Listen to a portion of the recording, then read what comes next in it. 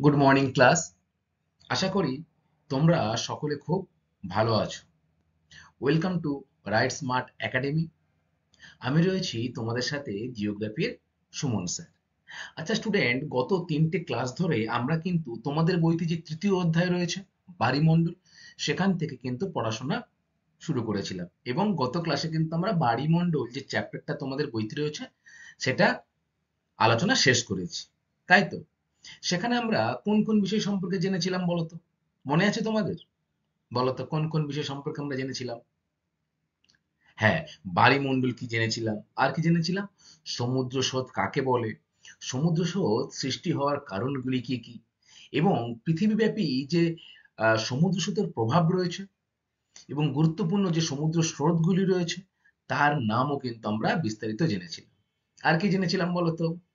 আর জেনেছিলাম জোয়ার ভাটার কারণ কি, বা জোয়ার ভাটার যে সুফল কুফল সেই সম্পর্কে আমরা জেনেছিলাম, জোয়ার ভাটার সুফল কুফল সম্পর্কে, তাই তো? মোটামুটি এটা তোমাদের বইতে এই কটি বিষয় কিন্তু ছিল, আমরা যেটা নিয়ে কিন্তু গত ক্লাসে আলোচনা করার মাধ্যমে চ্যাপ্টারটা শেষ করেছি, তাই তো? তাহলে আজকে আমরা কিন্তু যে বিষয়টা নিয়ে আলোচনা করব, তোমাদের বইতে এই যে চ্যাপ্টারটা আমি শেষ করলাম বায়ুমণ্ডল, তার অনুশীলনী রয়েছে। আজকে আমরা সেই অনুশীলনী থেকে কিন্তু বিস্তারিত আলোচনা করব, ঠিক আছে? তার আগে তোমাদের গত ক্লাসে আমি কি পড়িয়েছিলাম? জোয়ার ভাটার সুফল কুফল পড়িয়েছিলাম, আর জোয়ার ভাটার ব্যবধান পড়েছিলাম, তাই না? জোয়ার ভাটা কত সময় অন্তর হয়, এবং জোয়ার ভাটার সুফল কুফল, অ্যাপোজি ও পেরিজি কি, সেই সম্পর্কেও কিন্তু জেনেছিলাম। তোমরা আমাকে বলতে পারবে যে জোয়ার ভাটার সঠিক যে টাইমিংটা, মানে কত সময় অন্তর এই জোয়ার ভাটা হয় বলতো? প্রকৃত যে ব্যবধান সেটি কিন্তু হলো কত না, 6 ঘন্টা 12 মিনিট 11 সেকেন্ড। অর্থাৎ কোন স্থানে জোয়ার ও ভাটার প্রকৃত ব্যবধান আমরা 6 ঘন্টার যে একটু বেশি সেটা বলতে পারি। তোমরা গত ক্লাসে সিজিগি পড়েছিলে। সিজিগি কাকে বলে জানো? মনে আছে কি তোমাদের? মনে আছে, তাহলে বলো যে সিজিগি কি। Very good. জ্যোতিষবিজ্ঞান অনুসারে যখন চাঁদ, সূর্য এবং পৃথিবী একই সরলরেখায় অবস্থান করে তখন তাকে আমরা কি বলবো না, সিজিবি, তাই তো? এবারে জোয়ার এবং ভাটা, তোমরা জোয়ার ভাটা কাকে বলে ইতিমধ্যেই জেনে গেছো। সমুদ্রের জল যখন কি বেড়ে যাচ্ছে তখন তাকে কি বলা হয়? জোয়ার। যখন সেই জল নদীর খাতের মধ্যে দিয়ে প্রবেশ করে নদীতেও জলের প্লাবন ঘটছে, সেটা জোয়ার। আবার যখন জলটা কমছে তখন তাকে আমরা ভাটা বলছি, তাই তো? এটাই তো মোটামুটি মোদ্দা কথা যে জোয়ার ভাটা কি। এবারে এই জোয়ার ভাটা পড়তে গিয়ে আমরা কি কি পড়েছিলাম? যে সাড়াসাড়ি বান বা বান ডাকা। তোমরা বলো তো এই বান ডাকা কাকে বলে? বলো। Very good. ভরা কোটালের সময় হয় যে সমুদ্রের জল নদীর মোহনা দিয়ে প্রবল বেগে উল্টো খাতে কিন্তু প্রভাবিত হয়, একে আমরা কি বলবো? বান ডাকা। হুগলি নদী এবং সুন্দরবনে বেশ কিছু নদী রয়েছে যেখানে কিন্তু প্রচুর সমুদ্রের জল এসে জমে। এই অবস্থায় ভরা কোটাল হলে কখন কি হয়? তখন কিন্তু জল আরো স্তর বেড়ে যায় এবং বুড়ো ষাঁড়ের মতো গর্জন করতে করতে কিন্তু নদী খাতের মধ্যে প্রবেশ করে। একে আমরা কি বলবো? সাড়াসাড়ি বান। তাহলে কোন কোন অঞ্চলে এই সাড়াসাড়ি বান লক্ষ্য করা যায় পশ্চিমবঙ্গে? সুন্দরবন অঞ্চলে এবং হুগলিতে কিন্তু হুগলিতে যে নদীগুলি রয়েছে সেগুলিতে কিন্তু এরকম সাড়াসাড়ি বান লক্ষ্য করা যায়। এছাড়া বান ডাকা আমাদের পশ্চিমবঙ্গ রাজ্যে হুগলি নদী রয়েছে বা সুন্দরবন নদী দেখা যায়। এছাড়া আর কোন নদী? আমাজন নদী দেখা যায়। Very good. আর লন্ডনের টেমস নদীতেও কিন্তু এরকম বান ডাকা লক্ষ্য করা যায়। আচ্ছা, বলো তো স্টুডেন্ট, পেরিজি কি? Very good. কি বললে? যেমন পৃথিবী থেকে চাঁদের দূরত্ব কম হয় তখন তাকে কি বলবো?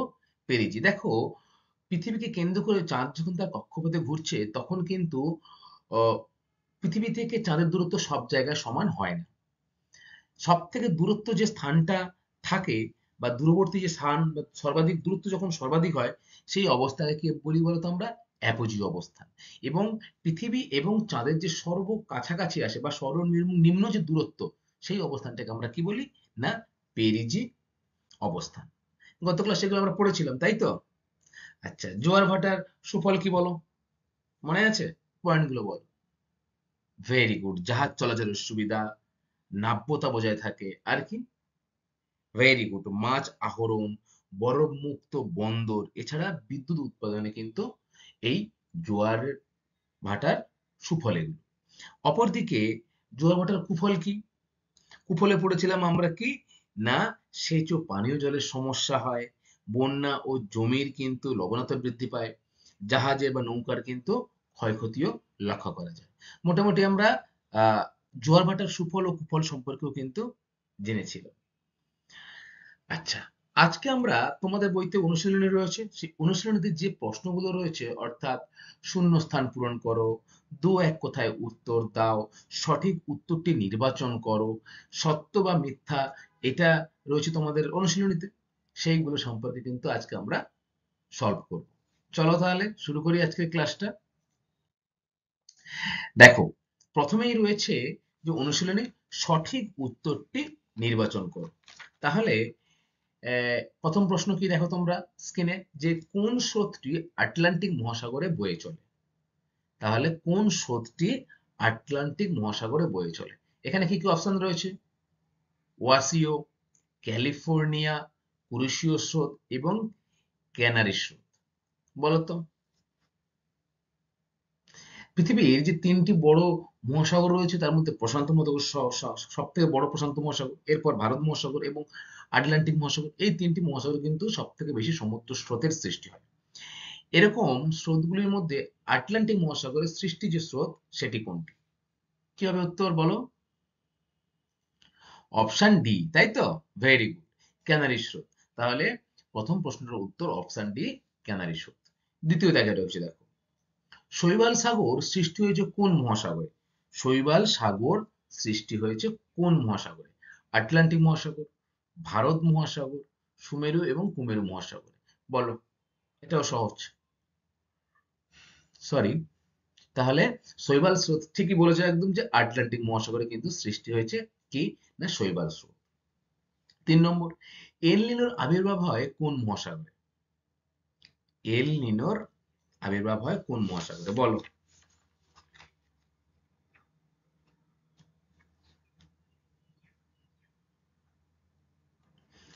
ভেরি গুড, এটা কিন্তু হয় প্রশান্ত মহাসাগর, তাই না?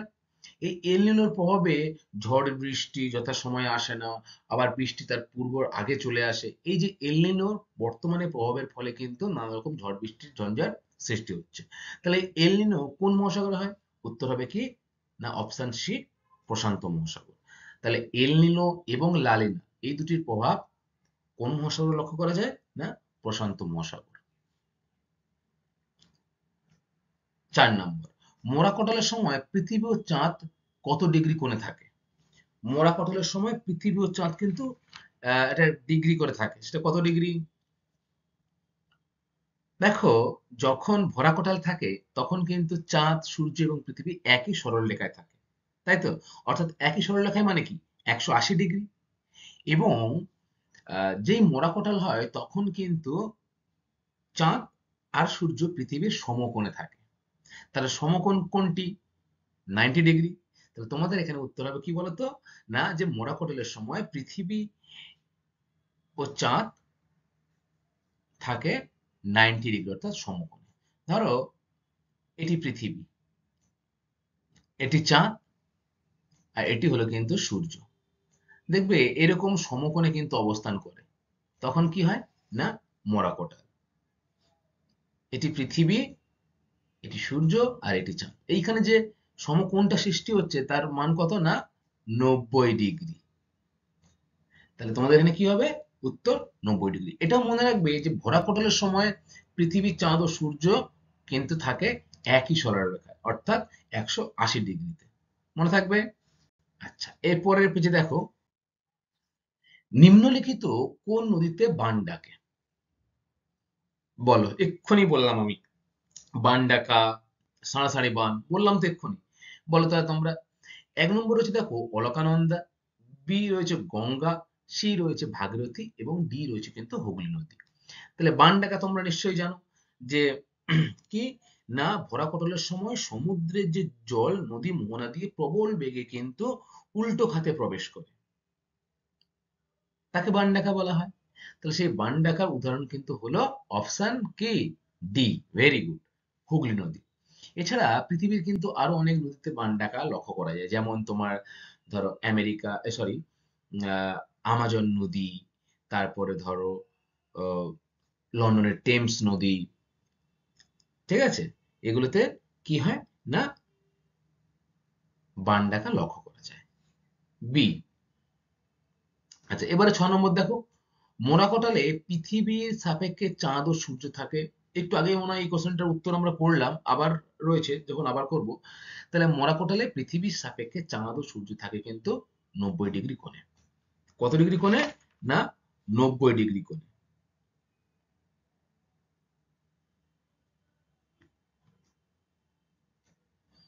আচ্ছা, 7 নম্বর কি রয়েছে দেখো, কোন মহাসাগরে ঋতু পরিবর্তনের সাথে সমুদ্র স্রোতের 180 ডিগ্রি কিন্তু পরিবর্তন ঘটে? বলো। বলতো আমাদের ভারতবর্ষে কোন জলবায়ুর অন্তর্গত? মৌসুমী জলবায়ুর অন্তর্গত। আমাদের মৌসুমী জলবায়ুর অন্তর্গত যে দেশ ভারতবর্ষ, এই মৌসুমী জলবায়ুর প্রধান বৈশিষ্ট্য কি? সম্পূর্ণ বিপরীত দিক দিয়ে বায়ুপ্রবাহ, তাই না?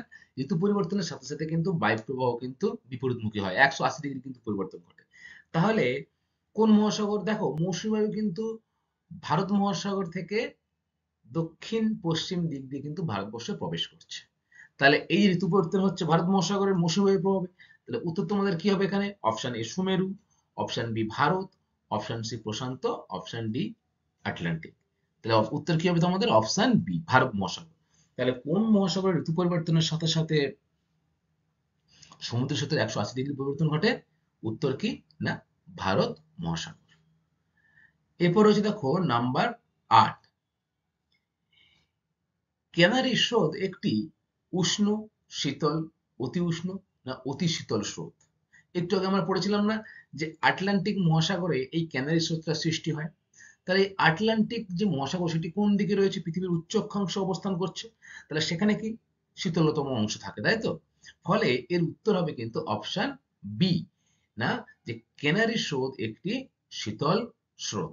মনে থাকবে, ক্যানারি স্রোত একটি কি হবে না শীতল স্রোত।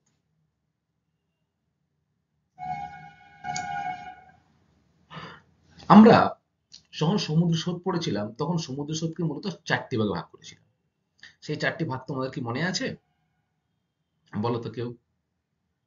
ভেরি গুড, উষ্ণ স্রোত, শীতল স্রোত, আর পৃষ্ঠ স্রোত, আর হলো কিন্তু গভীর স্রোত, তাই তো? এই 4টি স্রোত পড়েছিলাম আমরা। এখানে ক্যানারি স্রোত কিন্তু হবে শীতল স্রোত। এছাড়া আরো অনেক উষ্ণ স্রোত বা অতি উষ্ণ স্রোতও কিন্তু লক্ষ্য করা যায়। তারপরে দেখো রয়েছে কি স্টুডেন্ট, এরপরে 9 নম্বর রয়েছে দেখো যে প্রশ্নটা, যে গ্র্যান্ড ব্যাংক যে জন্য বিখ্যাত তা হলো মৎস্য, বি শৈবাল, সি আগাছা, ডি সামুদ্রিক প্রাণী আহরণ। তোমরা বলো আমাকে যে পৃথিবীর বৃহত্তম মগ্নচড়ার নাম কি? Grand bank, very good. এবারে সেই মগ্নচড়াটায় দেখবে প্রচুর পরিমাণে কিন্তু মৎস্য বাণিজ্য ক্ষেত্র গড়ে উঠেছিল। কেন? কারণ সেখানে কিন্তু প্রচুর পরিমাণে সামুদ্রিক প্রাণী পাওয়া যায়। তাহলে গ্র্যান্ড ব্যাংক যে জন্য বিখ্যাত তা এখানে কি হবে না মৎস্য, শৈবাল, আগাছা না সামুদ্রিক প্রাণী আহরণ? তাহলে উত্তর হবে কিন্তু তোমাদের এখানে মৎস্য। পৃথিবীর সব থেকে বেশি মৎস্য আহরণ বা মৎস্য বাণিজ্য কেন্দ্র কিন্তু গড়ে ওঠে এই মগ্নচড়াতে। কেন জানো তো? কেন বলো তো? কারণ এই মগ্নচড়াগুলির গভীরতা বেশি হয় না, 200 মিটারের মতো হয়। ফলে সূর্যের আলো প্রবেশ করতে পারে এবং মাছের যে প্রধান খাদ্য প্লাঙ্কটন, সেই প্লাঙ্কটন কিন্তু প্রচুর পরিমাণে এই মগ্নচড়াতে সৃষ্টি হয়। ফলে প্রচুর পরিমাণে মাছ কিন্তু এই অঞ্চলে উৎপন্ন হয়, যা থেকে কিন্তু বাণিজ্যিক বা অর্থনৈতিক লাভও কিন্তু সেখানকার স্থানীয়দের হয়ে থাকে। আচ্ছা, এরপরে দেখো রয়েছে 10-এর দাগ, চাঁদ অপেক্ষা সূর্যের ভর কত গুণ বেশি? কত লক্ষ গুণ বেশি হবে? যাই হোক, তোমরা বলো তো এটা উত্তরটা কি হবে, যে চাঁদ অপেক্ষা সূর্যের ভর কত লক্ষ গুণ বেশি? বাহ, খুব ভালো বলেছো যে 255 লক্ষ গুণ বেশি। তাহলে অপশন এ কিন্তু হবে এখানে রাইট রাইট অ্যান্সার। এরপরে 11 দাগে রয়েছে দেখো, মোরা জোয়ার সৃষ্টি হয়। অর্থাৎ মোরা জোয়ার অর্থাৎ জোয়ারটা কিন্তু যা জোয়ার হওয়ার কথা ছিল তার থেকে 20% জল আরো কম হচ্ছে, তখন তাকে আমরা মোরা জোয়ার বলবো। আর ভরা জোয়ার, জোয়ারে যা জল হওয়ার কথা থাকে তার থেকে যদি আরো 20% বেশি জল হয় তখন তাকে আমরা বলি ভরা জোয়ার। এবারে মোরা জোয়ার সৃষ্টি হয় কোন তিথিতে? সেটা পূর্ণিমা তিথিতে, না অমাবস্যা তিথিতে, না অষ্টমী তিথিতে, না শুক্লপক্ষের অষ্টমীতে? বলো। ভেরি গুড, কৃষ্ণ ও শুক্লপক্ষের অষ্টমী তিথিতে কিন্তু মরা জোয়ারটার সৃষ্টি হয়। তাহলে এখানে তোমাদের অপশন ডি কিন্তু হবে রাইট অ্যান্সার, মনে থাকবে। আচ্ছা, এরপরে দেখো রয়েছে 12 দাগ, এল নিনো দেখা যায় কোন সাগরে, মহাসাগরে? ভারত, প্রশান্ত মহাসাগর, সুমেরু মহাসাগর, না কুমেরু মহাসাগরে? বলো, এল নিনো কোন মহাসাগরে দেখা যায়? ভেরি গুড, এল নিনো দেখা যায় যে মহাসাগরের, সেটার নাম কিন্তু হলো প্রশান্ত মহাসাগর। পৃথিবীর বৃহত্তম মহাসাগরের নাম কি? প্রশান্ত মহাসাগর। সেই প্রশান্ত মহাসাগরে কিন্তু এল নিনা এবং লালিনা যে আহ, সমুদ্র স্রোত রয়েছে, সেই সমুদ্র স্রোত কিন্তু লক্ষ্য করা যায়। আচ্ছা, এরপরে রয়েছে দেখো স্টুডেন্ট, যে বাক্যটি সত্য হলে ঠিক এবং অসত্য হলে ভুল লেখো। এরও কিন্তু প্রশ্নমান এক, অর্থাৎ কোনটা ঠিক কোনটা ভুল সেটা তোমাদের নির্বাচন করতে হবে। 1 নম্বর কি রয়েছে দেখো, বেঙ্গুয়ানা স্রোত ভারত মহাসাগরে বয়ে যায়। ঠিক না ভুল বলো? ভুল, তাই তো। দেখো, ভারত মহাসাগরে বয়ে চলা একটি স্রোতের নাম কিন্তু হলো যে মৌসুমী স্রোত, তাই তো। আর কি হতে পারে ভারত মহাসাগরে যে স্রোত বয়ে যায়? দক্ষিণ নিরক্ষীয় স্রোত, সোমালি স্রোত, এগুলো কিন্তু কোথায় হয়? না ভারত মহাসাগরে। অপরপক্ষে এখানে যেটা বলেছি যে বেঙ্গুয়েলা স্রোত, এটি কিন্তু হয় কোথায়?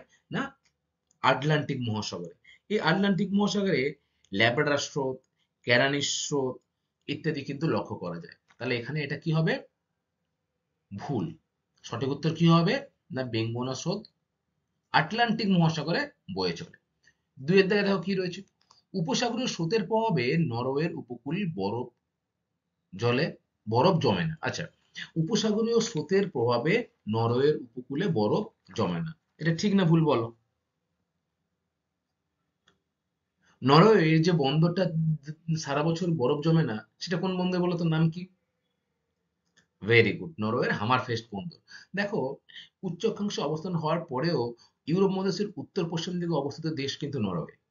এই নরওয়ের এই উপকূলটা কিন্তু বরফ জমে, কিন্তু উষ্ণ স্রোত যেটা হচ্ছে উত্তর আটলান্টিক ড্রিফট যে স্রোতটা, তার প্রভাবে কিন্তু এই অঞ্চলে সারা বছর বরফ জমে না। তাহলে উপসাগরীয় স্রোতের প্রভাবে নরওয়ের উপকূলে বরফ জমে না, এটা কিন্তু ভুল। উত্তর কি হবে? না উত্তর আটলান্টিক ড্রিফট স্রোতের কারণে। 3 নম্বরে যে দেখো, সমুদ্র জলের বেশিরভাগ পৃষ্ঠস্রোত হিসেবে বয়ে যায়। ঠিক না ভুল বলো? সমুদ্রের বেশিরভাগ জল পৃষ্ঠস্রোত হিসেবে বয়ে যায়।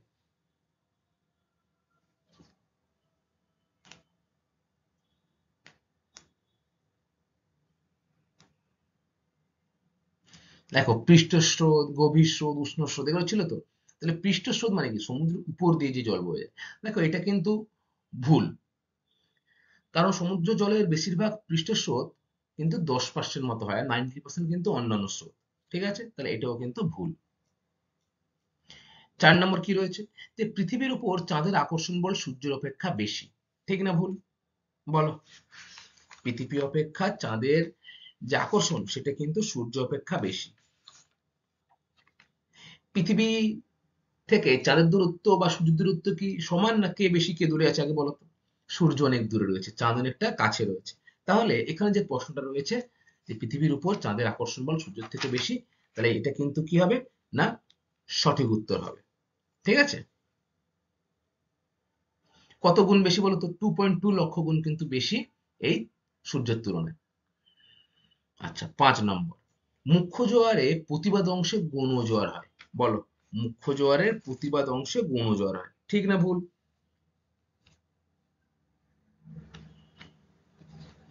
মুখ্য জোয়ারের প্রতিবাদ অংশেই তো গৌণ জোয়ার হয়, তাই না? তাহলে এখানে কিন্তু সেটি এটি হবে কি? ঠিক। তাহলে এটিও ঠিক হবে। আগেরটা কি ছিল? ঠিক।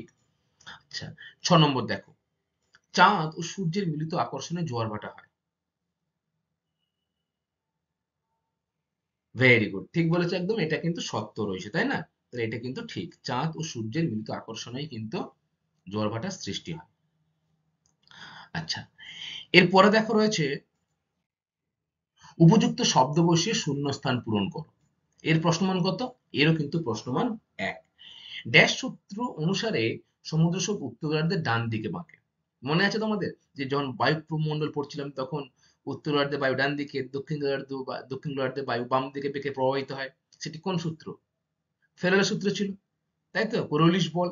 তাহলে এখানে কিন্তু উত্তর হবে ফেরেলের সূত্র। দেখো সমুদ্র স্রোতও কিন্তু তাই, উত্তর গোলার্ধে বাম দিকে এবং দক্ষিণ গোলার্ধে কিন্তু ডান দিকে বেঁকে প্রবাহিত হয়।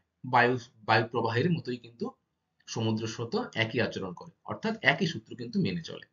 তাহলে উত্তর কি হবে না? ফেরেলের সূত্র। দ্বিতীয়ত রয়েছে দেখো, বেঙ্গনা স্রোত ড্যাশ মহাসাগরে বয়ে চলে। কোন মহাসাগরে বয়ে চলে বেঙ্গনা স্রোত? এটা আগেও বলেছি তোমাদের সাথে, আটলান্টিক মহাসাগরে। Very good. 3 দাগ, নিউজিল্যান্ড অঞ্চলে কুয়াশা হয় কোন দুটি স্রোতের প্রভাবে? ড্যাশ ও ড্যাশ স্রোতের প্রভাবে, বলো। নিউজিল্যান্ডে কোন দুটি স্রোতের প্রভাবে সৃষ্টি হয়? Very good. দেখো শীতল লাবড়া স্রোত আর উষ্ণ উপসাগরীয় স্রোত, এই দুটি স্রোতের প্রভাবে কিন্তু নিউজিল্যান্ডে কিন্তু কুয়াশা ও ঝড়ঝঞ্ঝার সৃষ্টি হয়। যখন এই দুটি স্রোত মিলিত হয় তখন সেই অঞ্চলে কিন্তু জলীয় বাষ্প থাকে, ফলে ঘন কুয়াশার কিন্তু সৃষ্টি হয়। ঠিক আছে?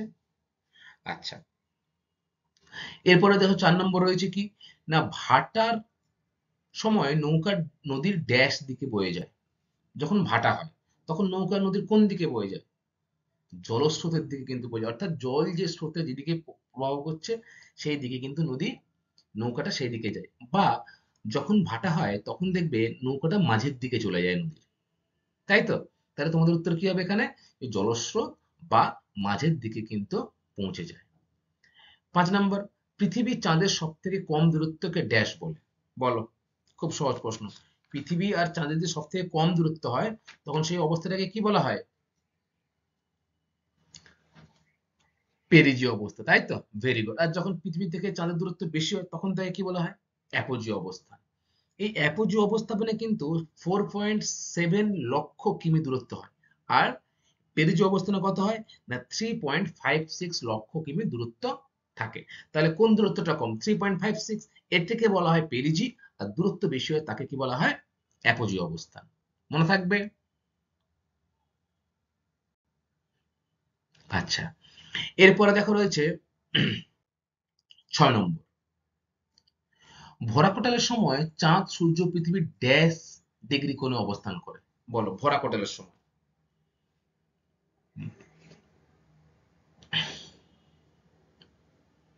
ভেরি গুড, 180 ডিগ্রি, অর্থাৎ একই সরল রেখায় কিন্তু দেখো, একই যখন সরল রেখা হবে তখন সেটা কত ডিগ্রি হবে? 180 ডিগ্রি। তাহলে ভরাকটালে 180 ডিগ্রি আর মরাকটালে সমকোণে অর্থাৎ কত ডিগ্রি? 90 ডিগ্রি কোণে কিন্তু অবস্থান করে। তাহলে চাঁদ সূর্য ও পৃথিবী সরল রেখায় অবস্থান করলে সেটা হবে কিন্তু ভরাকটাল।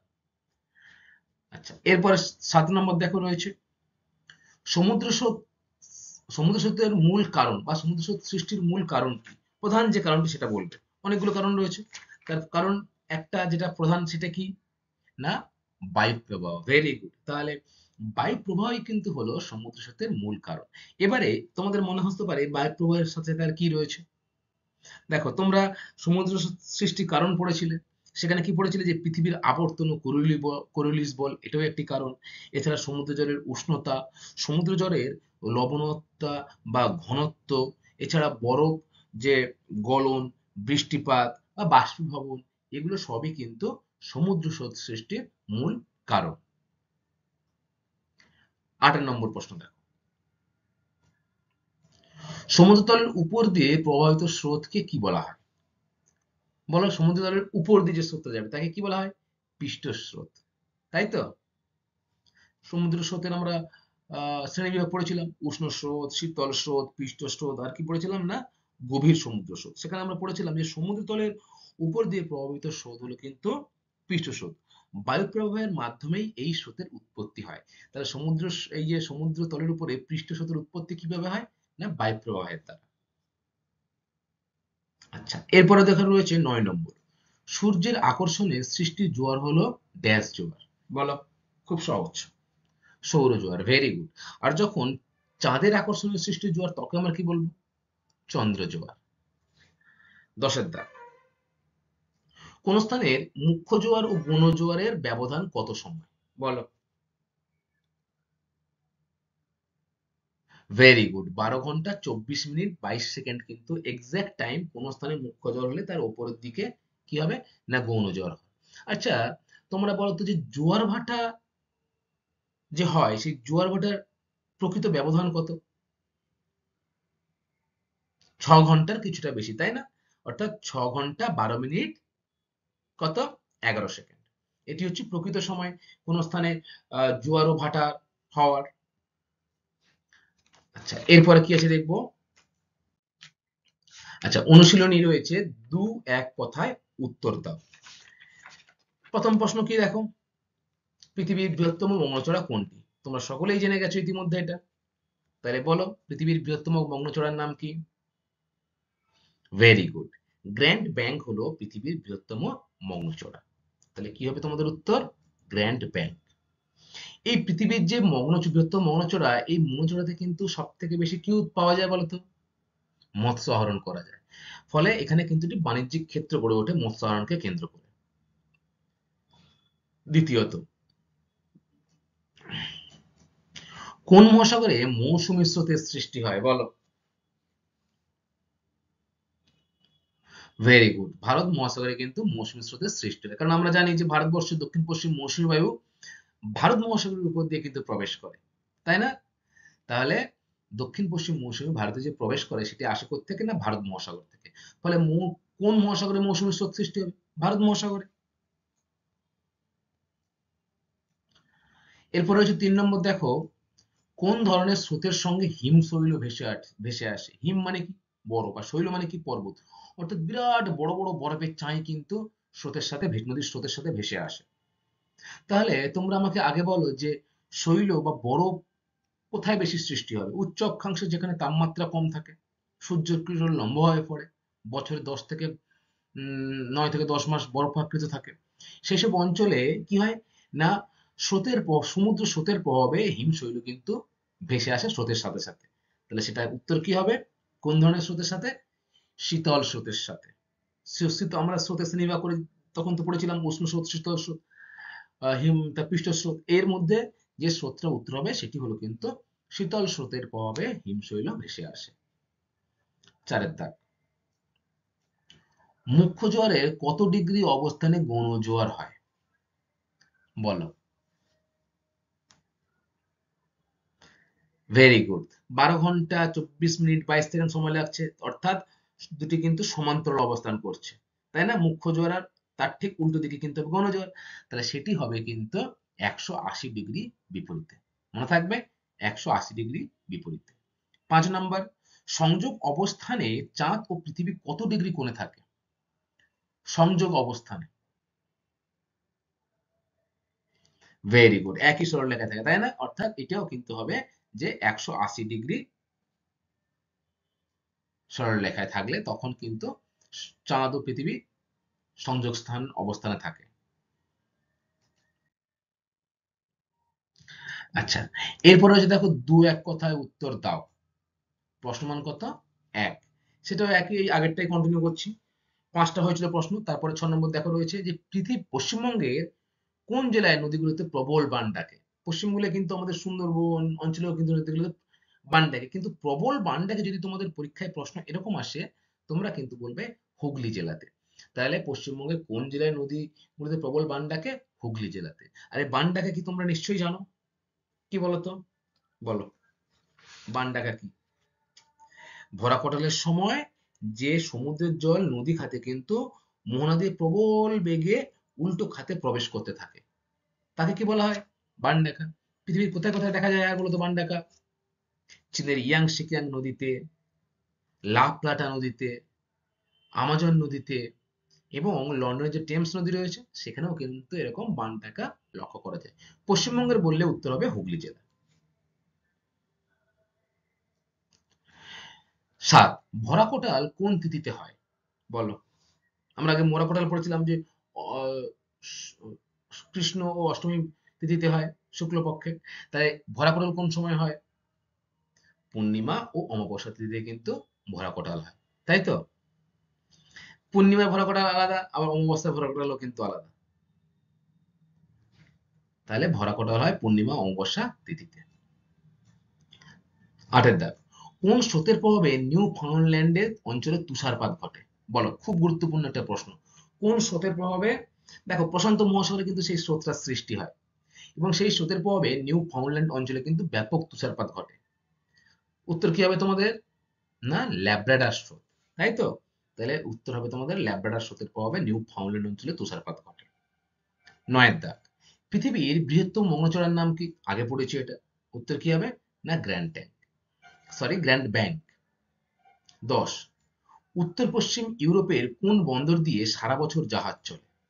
অর্থাৎ সেখানে কিন্তু বরফ পড়ে না। কেন না? উষ্ণ স্রোতের প্রভাবে। এবারে সেটা কোন বন্দর? নরওয়ের। Very good. হামারফেস্ট বন্দর নরওয়ের, সেখানে কিন্তু সারা বছর ব্যবসা বাণিজ্য চলে, কোনো কিন্তু বরফ জমে না। উচ্চ অক্ষাংশে অবস্থান হওয়ার পরেও কিন্তু উষ্ণ স্রোতের প্রভাবে সেই অঞ্চলে কিন্তু বরফ জমে না। ঠিক আছে? আচ্ছা, এরপরে রয়েছে দেখো যে নিচের প্রশ্নগুলোর উত্তর সংক্ষেপে লেখো। প্রশ্নমান কত? 2। কি কি প্রশ্ন আছে? প্রথমে রয়েছে সমুদ্র স্রোত কি? বলো, সমুদ্র স্রোত কি? Very good. কি বললে? যে বায়ু প্রবাহ, পৃথিবীর আবর্তন, জলবায়ুর, সমুদ্র স্থলের জলের উষ্ণতা, আর্দ্রতা, ঘনত্ব, সমুদ্র জলের লবণতা ইত্যাদির কারণে সমুদ্রের বিশাল অঞ্চল জুড়ে নিয়মিতভাবে ও নির্দিষ্ট পথে অনুসরণ করে সমুদ্রের জল যখন একই দিকে প্রবাহিত হয় তখন তাকে কি বলা হয়? সমুদ্র স্রোত, তাই তো? 1 নম্বর। তোমরা 2 নম্বর আমাকে বলবে যে হিমপ্রাচীর কাকে বলে? বলো, খুব সহজ। হিমপ্রাচীর কাকে বলে? দুটো স্রোত কিন্তু সেখানে এসে মিলিত হচ্ছে এবং প্রাচীর তৈরি করছে। কোন দুটি স্রোত? Very good. নিউ ফাউন্ডল্যান্ড অঞ্চলের উষ্ণ উপসাগরীয় স্রোত এবং কি না শীতল ল্যাব্রাডার স্রোত, এই দুটি স্রোত পাশাপাশি এসে মিলিত হচ্ছে এবং এদের যে সীমারেখা তাকে কি বলছি আমরা? না, হিমপ্রাচীর, তাই তো? আচ্ছা, নাম্বার 3, মগ্নচড়া বলতে কি বোঝো? অনেক আগেই বলেছি আমি মগ্নচড়া কি। তোমরা বলো এবার।